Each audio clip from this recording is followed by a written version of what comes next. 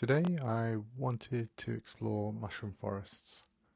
A lot of inspiration comes from Morrowind and World of Warcraft's Zangarmarsh, but what fascinates me the most isn't the fantasy itself, it's the idea of scale. When I look at a dense cluster of mushrooms growing together, I can't help but wonder what it would be like to walk amongst giant versions of them.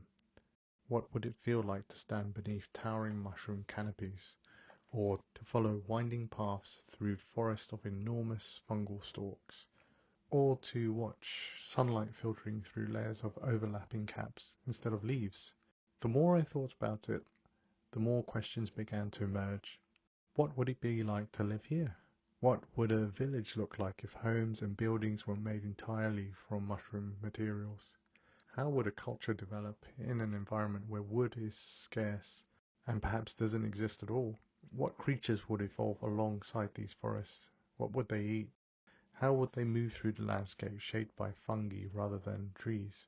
Although mushroom forests like these aren't biologically accurate in our world, I enjoy imagining them as ecosystems that follow familiar natural principles.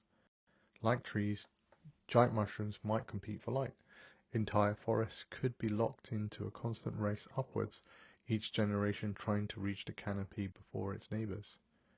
Over time, this could create distinct layers. A handful of enormous mushrooms might dominate the upper canopy, and beneath them would grow a dense forest of medium-sized species competing for space and light.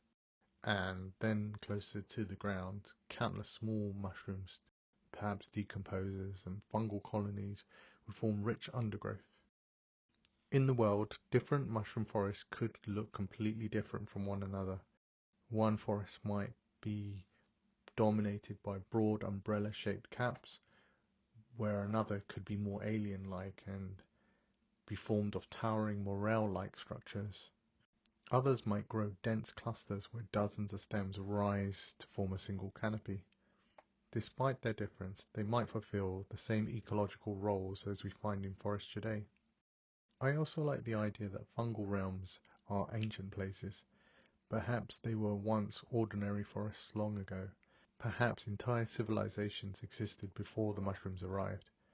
Over centuries the forest consumed everything, and now only fragments will remain. A place where nature slowly reclaims the past, concealing its secrets beneath ever-growing layers of life.